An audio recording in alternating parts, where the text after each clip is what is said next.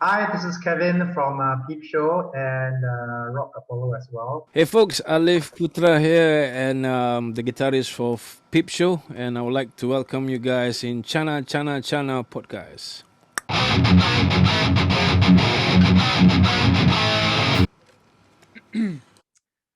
Hi everyone, welcome to another episode of my podcast. We have very special guests today joining all the way from Singapore. We have Kevin and Alif of Peep Show.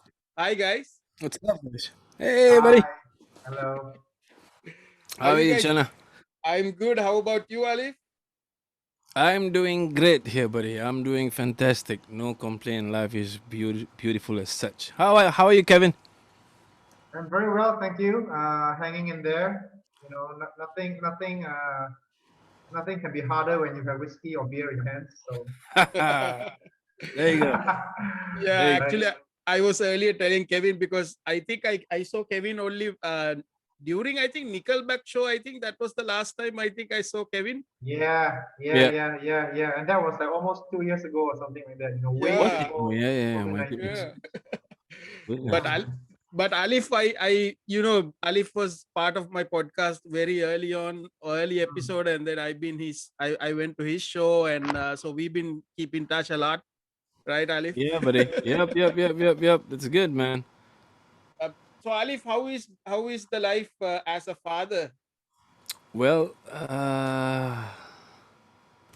you see, everything is so new now. I mean, trying to understand how the baby works, trying to understand the whole structure of how the little human understand us as adult human.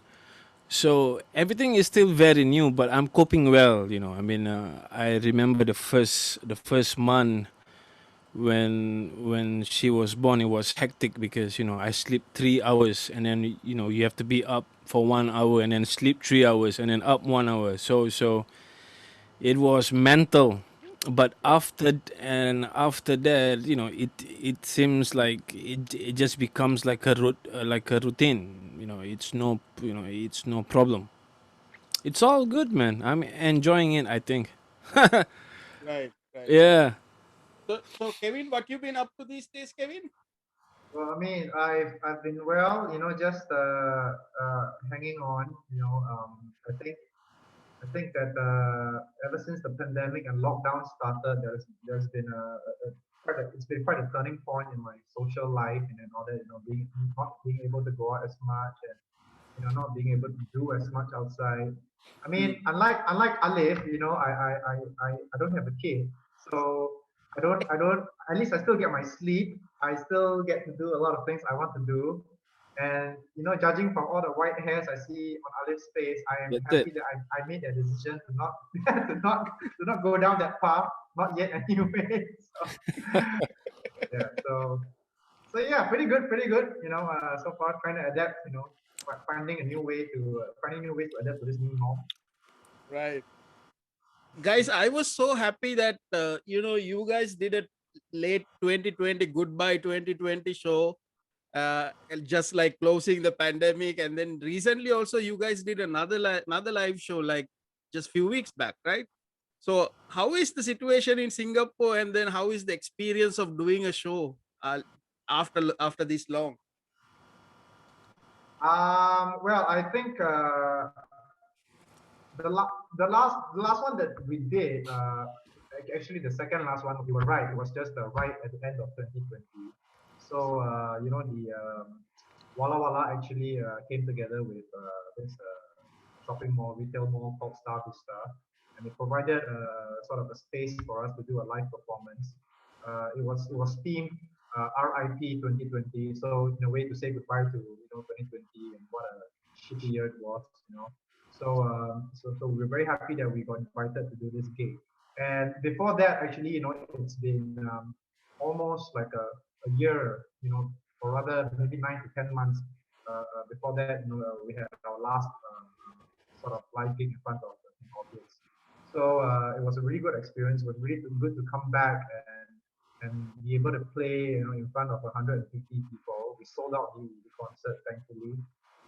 despite all the regulations, it was very strict. The people had to be masked all the time, seated. They can't dance. They can't technically do anything. They can't drink. But still, I think it was great to come back and do a performance at that time, to close off 2020. And then fast forward 4 months down the road, just a couple of weeks back, we did another one. Um, at Timber Substation, this iconic place that's going to close down in July after like Right. almost 30 years in operation or something like that. So once again, very thankful that we are able to perform in front of an audience despite the regulations and the strict rules. But I think, yeah, it was great. It was good. Yeah, I So the totally shows were agree sold out, with right? Kevin. All the Yeah, yeah, shows were yeah. We sold sold, out, we right? sold out. Yeah, yeah, yeah. So far, these two shows that we did, thankfully, we sold out. We sold out the shows, and Right. Alif, we've been yeah, invited Alif, back you were as well saying? this month. Yeah, Alif, Yeah, I go mean, ahead. I totally agree with Kevin. I mean, we have been quite quiet for the past I don't know, 10 months, 9 months, Almost a year. and in that quietness, we try to do like a video of us playing together. We trying to do like a live stream session just to get the vibe back, and I remember, I think the first time when we do a live stream, it was at this place called Tone House. It was disaster, my friend. It was disaster. You know why? Because we have not been up on stage, and let alone not performing for that whole period point of time. Right. And then when you go out there and you just play, uh, it it's all weird because you are playing in front of a camera once, and then you do not know how is this gonna turn out, and we were all rusty in a sense that we haven't been playing, and we were all like, oh my god, I'm so tired, like the fifth song, like, oh my god, what happened. And then things, yeah, I mean, Kevin is right. When things start to get back on the feet, it's still very weird, you see, because we are so used to seeing the crowd responding to us, people walking around, people, standing up, they come close, shoulder to shoulder and whatnot. And then suddenly you perform to a crowd that well behaved, sitting down just like this. With the And mask they, on and yeah, everything. yeah, they have, and then they have the mask on. Now, remember, we are a rock band. We are not, a band that plays in a jazz lounge or whatever. So it was hard when we play something that triggered them to like, oh, I want to move, I want to move, and they'd be like, that's the best that they could do, right? So we are getting the hang of it. I'm not sure how is this gonna turn out for the next couple of years. Is this going to be the new norm? God knows. But if this is going to be the new norm, and then we have to do what we have to do. Even up on stage, you see, we are not allowed to move, not to walk around. I mean, I don't like to stand at one spot. I like to Right. move around to the bases. I like to move to Kevin and just like just bump into him, and move to Liang, which is the drummer, and then now we have to stay put. I break a lot of rules. Be like, let's go. So yes, that is how Singapore music industry it's beginning to open back slowly, and with all of these rules and regulation. Even though if we don't like it or not, there is still chance for us to perform, and slowly I can see a lot of places are actually follow suit, not just bars and clubs, but like Esplanade is starting to have bands now, right? So yeah, we've still that 1 meter distancing and whatever not, but we see a glimpse of hope right there. Like, okay, music is back, right? How's things back home, Channa? How's the music scene? Sadly, in the Philippines, we don't have anything. We went back to a sort of a lockdown. I So heard, yeah. yeah, until this week. So we are just spending at home. So I've been listening to a lot of music at home. That's what I do. Right, right, right. And I think same in Malaysia as well. A friend of mine was performing a few months back. They were doing good, and then suddenly, MCO again in in Malaysia. That's like their lockdown. 2 more weeks again. So we are still in that. Okay, is Yeah, this going to work in Southeast Asia? Is this going to work? Indonesia is worse, man. They cannot even.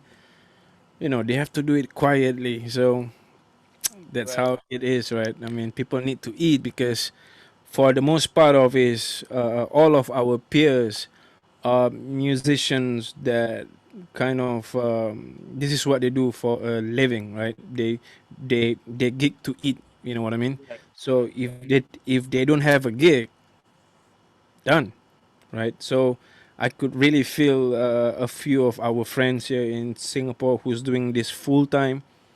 This is really, really hurting them so bad. But now we could see that glimpse Right. of hope. So these rules and regulations, I think, I mean, what Singapore create can be used in other places like in the Philippines and Indonesia, maybe, right? So that, I think so. I mean, yeah, different countries, the government have a different approach to how they look at all of this stuff because it's still business to us. I mean, people are coming in, buying tickets, buying drinks. It's still business in a way. So it's not just like a one-off thingy, like a free gig, and then hoo ha ha ha bye bye. yeah, So yes, I hope places like Philippines they need to open up, man. yeah. Yeah. So with Alif, I think Alif, we talk about a lot about your story and all your influences, but I want to ask Kevin about a little bit. Mm. So Kevin, can you Sure. tell me a little bit about your childhood and your like earliest memories of music, Kevin? Yeah, sure, of course. Childhood wise, I think, basically, I guess I've been very blessed, to have a wonderful family. I've got my grandparents, I've got my parents, I've got younger siblings. We've all been, close and well since we were young. Um, Otherwise, I think, in terms of music, one of my earliest memories probably was, when even before primary school, because I didn't have, like, parents or relatives or whoever who were really really into music. So I remember very quite vividly that one of my first influences that I remember was from a compilation CD back in the early 90s. It was like a very diverse CD, and it had Cranberries and Zombie in it. It had Michael Bolton. It had, all the way to bloody Banana Rama and Fun Factory, that kind of thing. Stuff that happened in the late 80s to the early 90s, at that period. So that was actually one of my first memories of music that I've been exposed to. And it was a good thing because I think there was a good mix of, sort of rock music and pop music and even, techno and stuff like that. And then, of course, gradually, when I hit primary school and all that, that was when the 90s came, and it was the boy band, girl band era where all the Backstreet Boys and all the Mm-hmm. Spice Girls started coming, got really famous, and yeah, that those were actually my, believe it or not, my very early music influences before I ever got into rock music.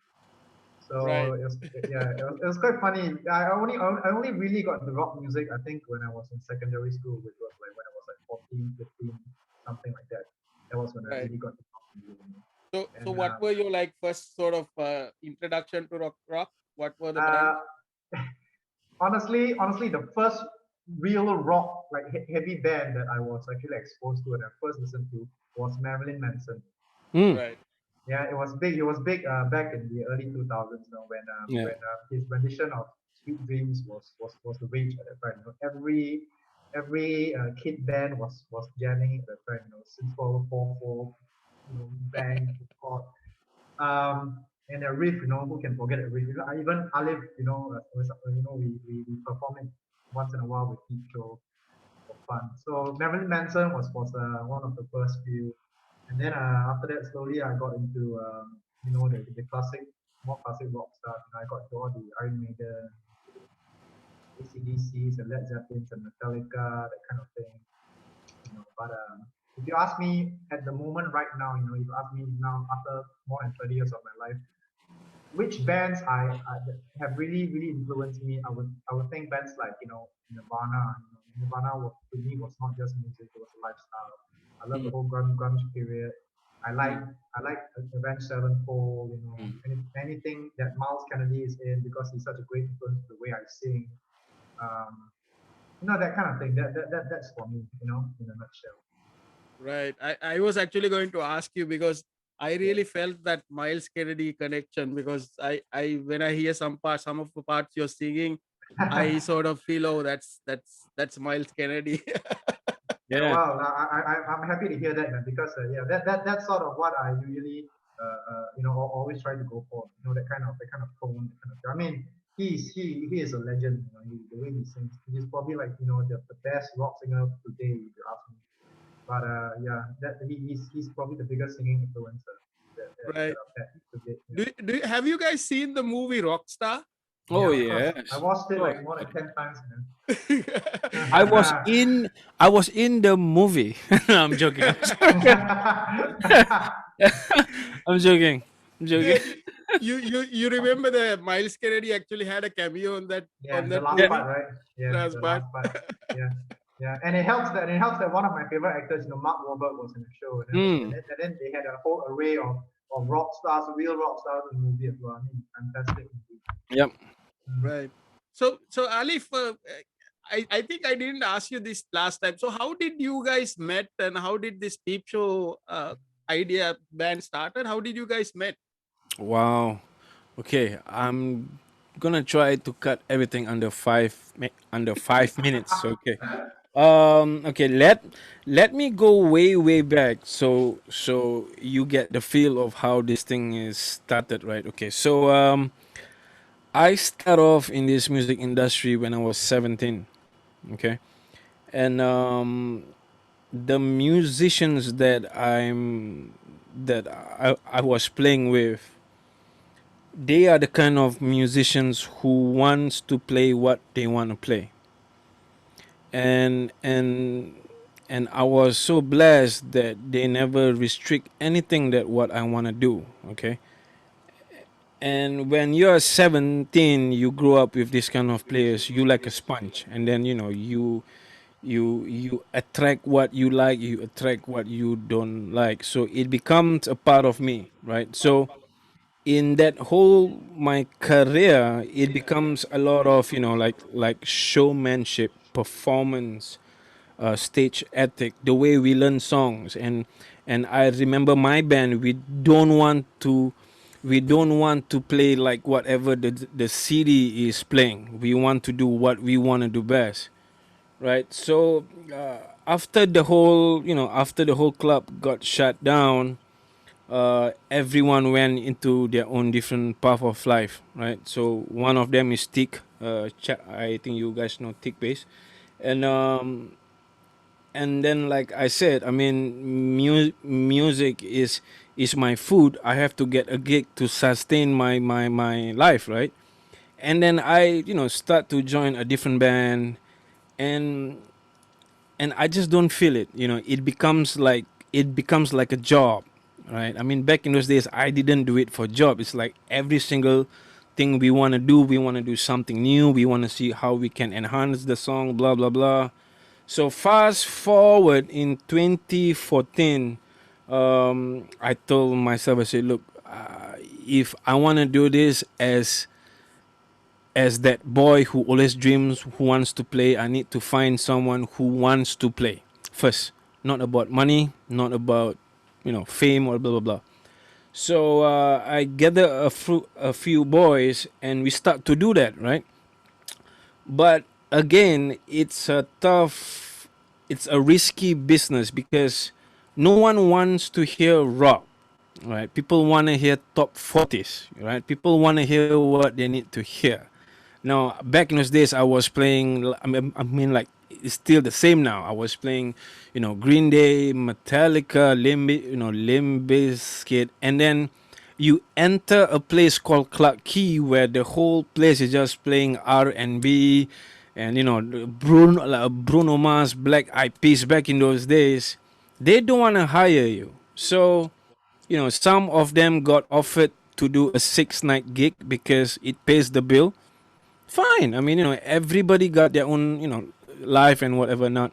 Now, in 2016, I happened to be performed in this small little humble place called Banjiba, right? With a few of from the old past lineup. We have Chong who plays the bass, and we have this gentleman named Bernard Marsh, which we call him BJ, who plays the drum, and then my buddy who plays the guitar and sing, and myself. And the four of us get together like we just want to do what we want to do. And then I remember Chong wants to do a lot of Pearl Jam. I said, Pearl Jam, yeah, let's do that, dude. Let's do that, right? And then BJ wants to do something that is outside of the box, and I went, yes, this is it. And again, it was a risky move because we don't know, right? We don't know if people are gonna like it, if we are gonna get fired in the next month. We don't know, but we just want to do what we want to do best. And moving forward, right after that, like I mentioned, few of the boys, they have they got work, and one of them got offered to do a permanent gig slot, and my singer got to leave. And it happens that the drummer that I was playing now, Liang, he was in a band that plays on a different night. So I told him, I said, "Hey man, can you fill up the spot for a while until I get a proper drummer?" I said, "Okay, man, cool." So this guy, if you look at him, he doesn't look like a guy who plays rock, right? No, really, he looks like, yeah. I mean, right? He looks like cannot a agree guy with who him. just got off from school looking for a job, stuff like that. And then when I showed him a couple of songs, I said, "Okay, can you play this?" And then we have this look. Oh, okay. Oh, okay. Oh, okay, okay. I'm like, can this guy really play, right? I mean, I was judging him that time because I didn't know my peers who still listen to Iron Maiden, who still listen to Black Sabbath, no more, because people my peers who plays music, they are into this pop culture world. So it's very rare to find him. Okay, so fine. So he got it. The first gig I'm like, wow, this guy can play, right? And then my bassist, he have to shift to India to work. Um, and then I think it's a law of attraction where I believe it's just matter of time, right? Anything that you want to plan in life, if it's your time, it's your time, right? And then I randomly text an old friend of mine. His name is Yazid. I say, hey man, I'm looking for a sub bassist. So if you would want to just play in. And then he would come and he would fill in a bit, and then he would leave and then he would come. And then I remember one night, my singer, I think he was sick or he was having issue with the bosses or something like that. Come on, we play rock. We need to have issues with the boss, right? Right. So I asked Liang. I said, "Hey man, if you know anyone that could just come up and sing, right?" And then he said, "Yeah, yeah, yeah. I think I have this guy. His name is Kevin." I said, "I don't care, man, what his name is. He could be John, he could be Tom, he could be anyone. But can he sing this song?" I said, "Yeah, yeah, no problem." So I remember Kevin walked up on stage, and as soon as his mouth opened, I'm like, "What the hell? Wow, okay, right." And then okay, next song, and then wow, right. And I remember that I teased him once. I think it was Chong who plays the bass at that point of time. I said, "Chong, don't drop any key, just play all original key." And he was on the, Kevin is like, "Wow, wow, wow, this guy can do it," right? So, that's it. That is the whole story of how the four of us get together with the mind of no expectations, no we don't care. We don't care how people are gonna talk about us. We don't care how people are gonna see about us. I mean, we were playing in Clark Key. Now, Clark Key is known for, the place where people walks in and they want to dance, they want to party, and then right towards the end of the building, we have these four monkeys who run around, and we would rock, and we would. That's the goal, right? So it feels like home to me, and then it's because of that whole intention. These guys feels like home to them because they want to portray something that they always want to portray. They are not lying to themselves. Can you see Kevin right now? Imagine him singing Bruno Mars. I mean, yeah, he can sing, but the whole persona is not him, right? So Right. I I got a Bruno Mars glasses on. oh, there you go. So it's I just believe it just been given. It's like a gift, I mean, like Liang, he have that look where people look at him and judge. I could just see on people's eyes like, can this guy play drums, man? Right? And then boom, there you go, right? And then him, I mean, ah, can this corporate looking guy sing? And then boom, he sings, right? So that's how Peep Show started, and we never look back. I mean, like like I mentioned just now, everything is a risk, but it finally get us to where we want to be. We just have to stick with it. Sometimes we lose, but you just have to focus on it, and then I mean, right now we are in Walla Walla, the best gig ever, best Saturday night ever. We rock, we swear, we spit on stage, he drinks on stage. We are just we, you see. So, and then there's a lot of bands who are like us too, right? I mean, like Rock Rosettes coming up, and then we have Rock Weller. It's nice to see that they are these people who just want to be themselves, not trying to please, not trying to get into the industry just because of money. You get what I'm trying to say, right? I mean, if I want to do this for money, easy. I would just get into a different band and just stay and then play, R&B and jazz. Right. Fine, fine. But it's not me, you see. So, in a nutshell of 8 minutes, yep, that was it. That's how Peep Show started, and that's how Kevin was introduced to our plate just like that. Boop, Kevin. Okay, let's jam. Right. Yeah, So, brother. so Kevin, what bands did you play before joining Peep Show? uh, to be honest, I was actually just in one sort of a serious band before Peep Show. I was in a band called Slave. Mm. So it was made up of five guys. Four, three of them I've known since I was like, even before I was 20 years old or something like that. And then after that, we got this guy called Pinky James to join us, who happens to be my guitarist for my other band that I'm with right now. So before that, before Future, it was just played for a few years, but we never actually really got to play anywhere regularly. We never got the opportunity to do anything really big. So like what Alif said, end of 2016, when I got the call to sub to fill in just for that night, it was just, I guess it just happened at the right place at the right time. Mm. I had a lot of fun, and I remember that particular night. I was quite nervous because I've known who Alif was for a while. I mean, I saw him open for Metallica back in 2013. Right. I told him that was a fond memory because I can never forget him sleeping on stage, and then we still laugh about it today. So that's how I remember. That's how I remember Alif Putra. With his name. With his friendship with people like Steve Vai. That's how I felt at that time.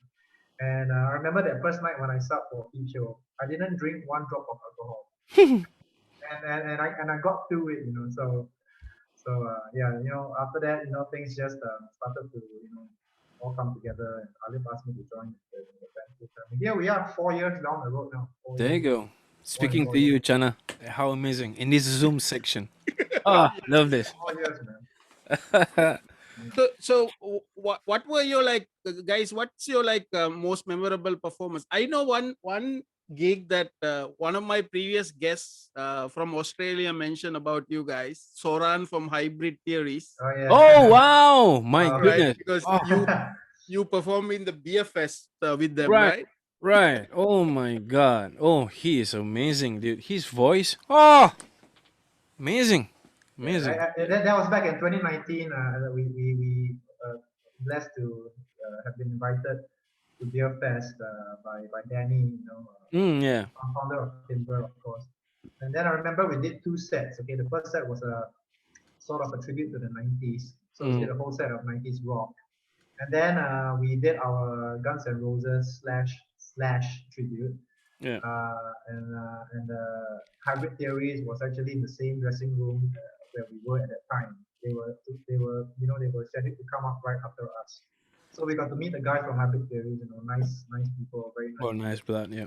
They were so nice. They actually invited Alif and myself to finish the set for them doing Linkin Park's in the end because Yeah. because that is one of the songs that we have in our repertoire.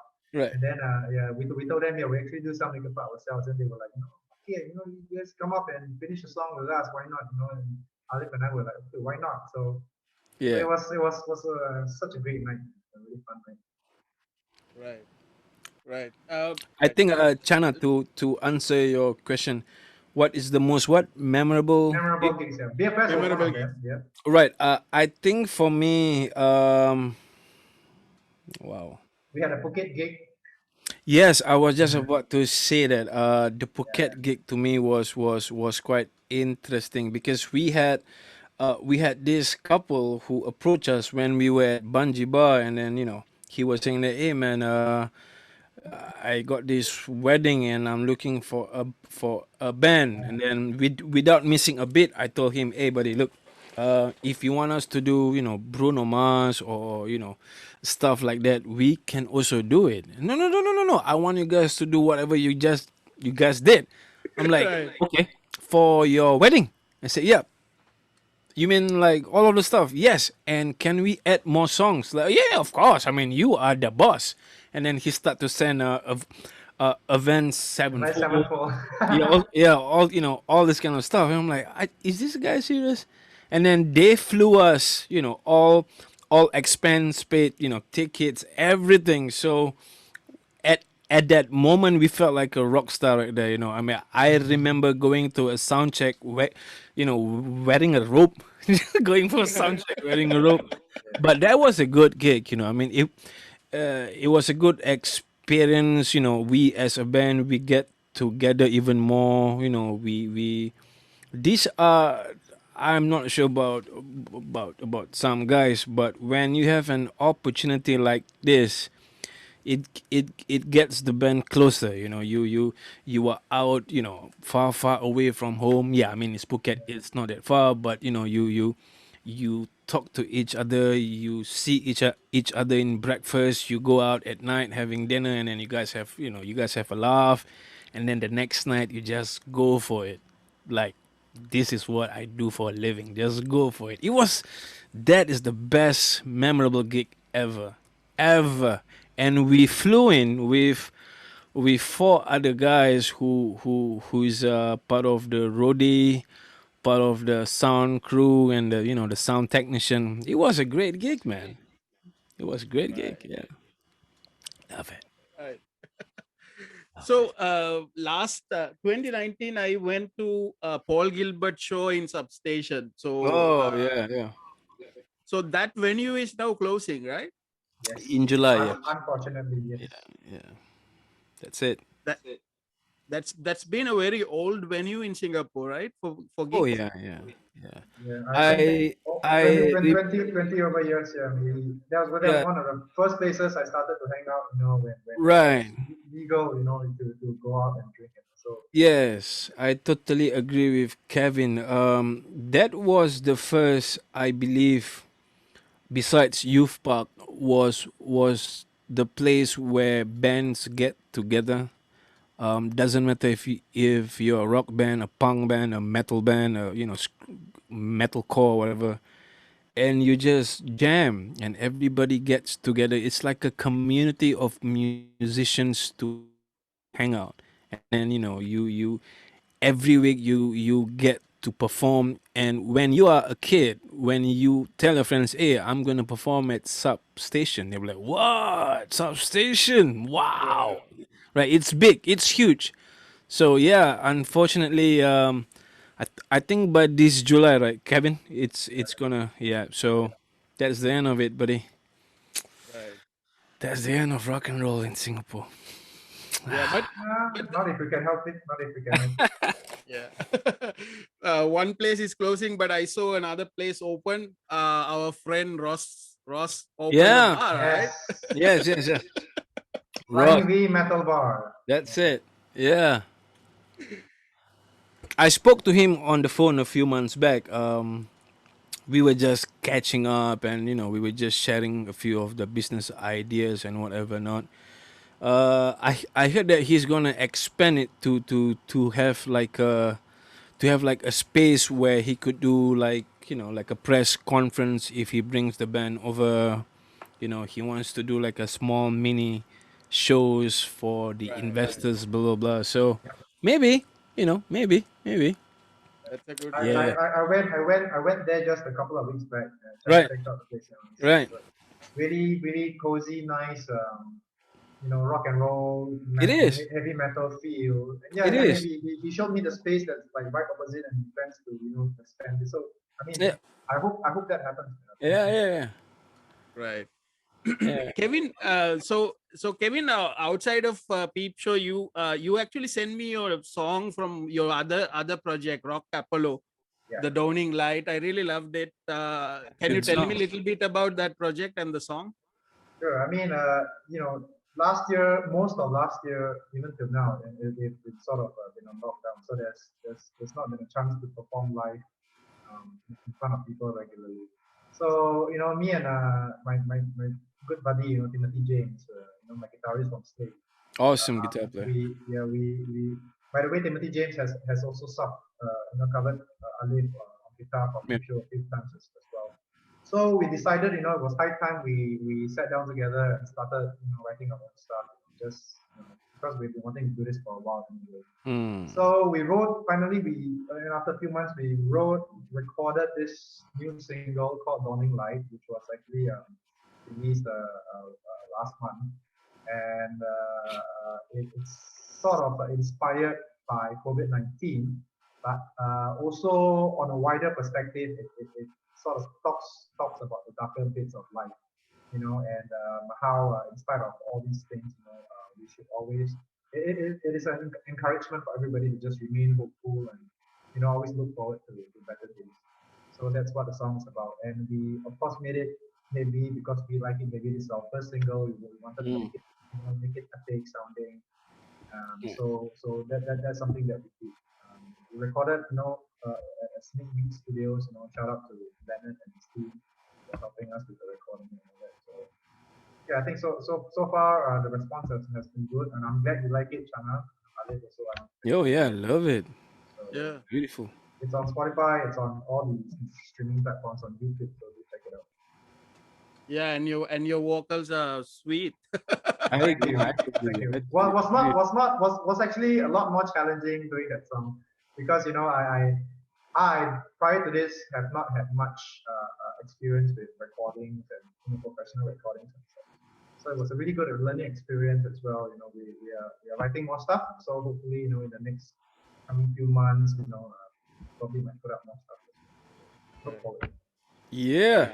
Yeah, You yeah, should release looking more forward. songs, Kevin. It's really really Yeah, good. yeah, yeah, Mm. yeah, yeah. I agree. We're writing, man. We're I writing. agree. Right. Yeah. Right. So Alif, when we were talking last time your show with your Ye Plus platform, Yep. I've seen that platform grows. You have onboarded so many new bands, new artists to that platform, right? Right. The last time we spoke about this was what, 6 months back? I think it was 6 months, 7 months back, right? Yeah, Yeah. yeah. Yeah. Plus, it's an interesting. I mean, me and Tick and the couple of our partners who run and own the company, we decided to do something which is it's more like a giving back to the musicians and helping them to do something that they've always wanted to do, right? Because when you are indie bands, you there is only a certain much things that you can do. Right now, it's only YouTube, it's only Spotify, it's only whatever the domains are in your ad. But in terms of promoting them, you have to do it your own. You have to grind it yourself. In a certain way, it's fine because most bands they want to do it themselves, but the reach is just little. I mean, if you want to wait for the labels to come in, chances are they are not going to come in because they don't know you, right? Right. So, me and my partner John from US, we decided to have this bridge of how we can actually meet from the West indie bands and the East indie bands. Now, as the operation director of the company, me and Tick is the talent acquisition. So he would, search for new, fresh talents, and he would share to me how do you feel about these guys, blah blah blah, and that's where we come in, and we would try to help them to actually get their song on the internet radio, like Channa KWSS 93.9. It's every Wednesday. So I mean, we have more than about 200 artists from all around the world. David have signed this Philippine singer, beautiful. I mean, he has that kind of rock vibe to it. We have Malaysia, we have Indonesia. Tick actually spoke to Kevin, and he have his songs on our platform right now. It's just matter of just airing it. Now, not only we are doing that, but we are also helping the artists to actually talk to each other, because right now, if I'm a band from the states, and then we are talking, oh, okay, you are bands from Philippines, and then you are band from Singapore. That's it, right? And then if we are lucky, we talk to each other, blah blah blah. But we are not in a community where we are talking to each other, like you are buying my song, I'm buying my song. I remember the first time when I spoke to the CEO of the company. He says that, okay, our business model, we want to help the artists, we want to see, we want to help them to sell their songs. My first question to him was, who buys songs nowadays? Who buys songs, right? But to my surprise, in the West, people still buying stuff. They still support each other. Now, I was so wrong because I'm like, really? People still do that, right?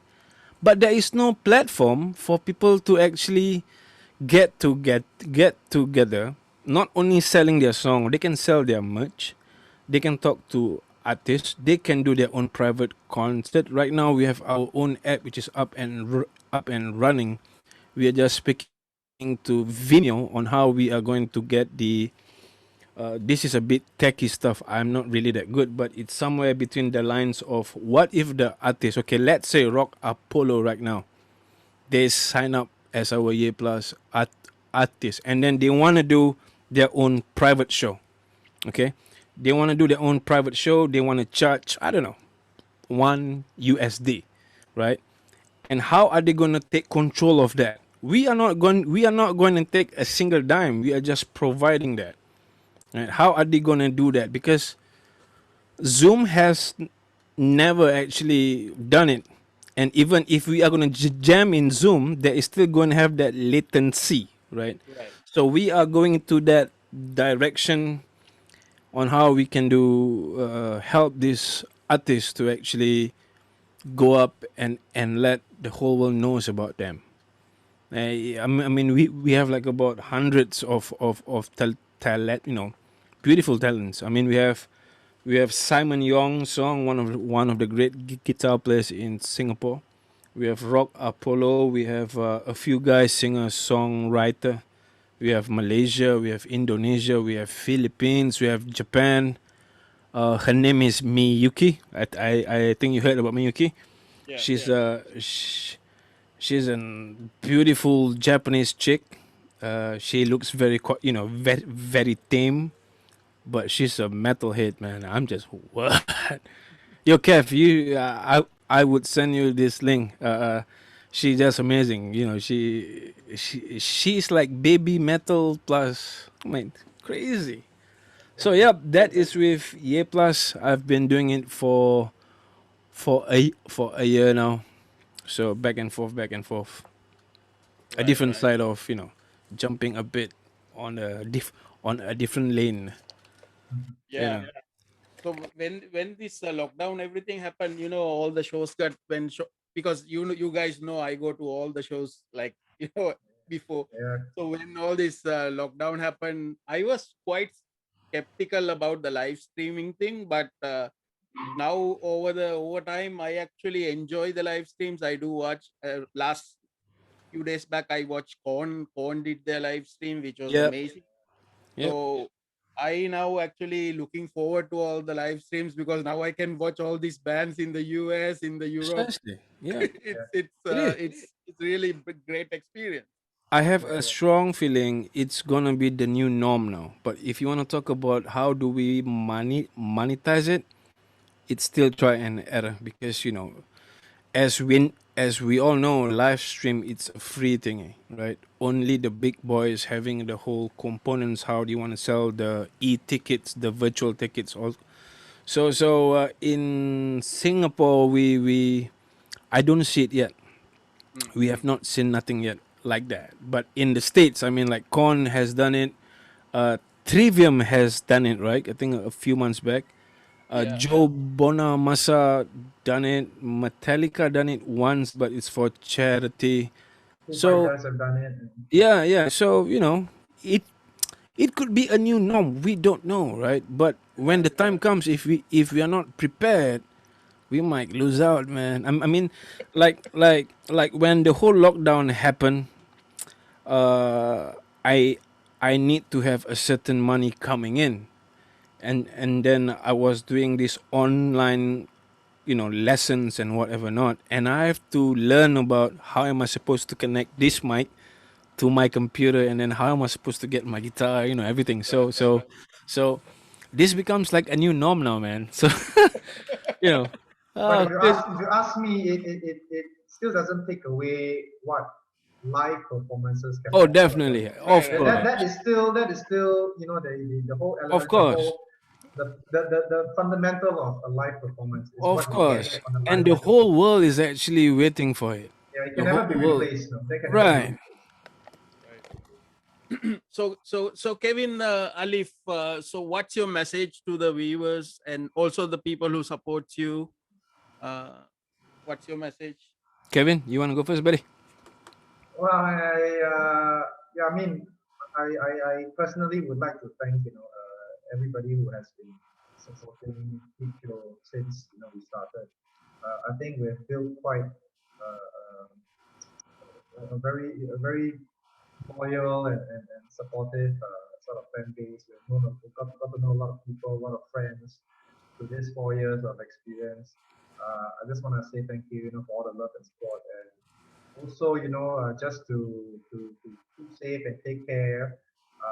I wanna just give a special shout out to Stanley and Walla Walla. I understand that times like that, it must be tough for you guys, but we hope to be able to come back and rock the stage soon. Also, shout out to Danny and Timber. And for those of you who are watching, in Singapore, if you guys want to check out these 3 months worth of gigs that's going to be happening at Timber before they close, so check out this website called Goodbye Garden. Just Google Goodbye Garden, and you can see like a whole list of bands that are scheduled to play. Peep Show for me, we are scheduled to play 8 and 16, and we'll be doing a couple of themed rock nights, classic rock, 90s rock, whatever. much that. And also finally, of course, check out Rock Apollo's Dawning Light, Mm. on all the available streams. And tell us how you feel. Follow us on our social media, and tell us what you think. Yeah, good one. I think for me, the first thing first, I would like to thank Chana for bringing us here Yes, thank you very much, Channa. to today. Uh, I didn't expect our whole journey as me, Kevin, and the band to have people liking us because that wasn't our main intention, right? Our main Not at all. intention to just rock and roll and do whatever we want to do, but over the years we have made few good friends, friends that turn into a family, and then fans that turn to become our closest friends, which is like you, Channa. Like the first time when I see you, and then we become friends, and then now we become this, right? Right. So I think to all of our friends and followers out there, thank you so much from the bottom of my heart, and Kevin and the band for enjoying what we do up on stage. Sincerely, because we that is what we do best, and we will never go down and stop performing. We will always still be performing. Whatever happens in the future, God knows it's beyond our control. Keep on supporting us. Please check out Peep Show on our Facebook, Instagram, and please check out Kevin's new music, Dawning Like. Chana, you have to roll this, man. Right after this whole edit, right after I talk here, just chak, and then you go right. So yes, thank you so much, and I really hope to see everyone. I really hope to get back up on the stage where I can move around like monkeys and touch you guys and shake your hands because right now all we can do is just this. Oh, come on, man. Right, right. But yes, yes. One step at a time, like Yeah, like Kevin said, baby steps, baby steps. small baby steps. Right. Yes. Alif, Kevin, I actually want to shout out to one person, Sabrina Solomon, because she's been Oh, pushing you guys a lot. She's been posting about your show. thank And you. yeah, Thank you. Sabrina. So Wow. she was so excited when I show her that Oh, you guys are thank you. coming That's on. blessed. I think I Thank you, saw her. Sabrina. I think I saw her during our last gig. She was there, right? She was there. Sabrina, what's up, Sabrina? You rock, girl. Thank you. Thank You you. and Chana. I mean, people like you guys are the reason why people like us Do keep what on we just do. going. I mean, yes, man. Yeah. Right. So Kevin, Alif, thanks for joining the podcast. Really enjoy this conversation, and I'm looking forward to your new music and all the things you're doing. And you guys going and doing this new, like, taking the courage to go and do a show which brings a lot of hope to everybody, like Oh, me. thanks, bro. I'm really happy Absolutely. when I Absolutely, brother. see here. So looking forward to it. More power, guys. Thank you for joining the podcast. Thank Thank you you, very Chana. much, Shanna. Thank you. Thank Honored to be you. part of the show. Thank Yes. you.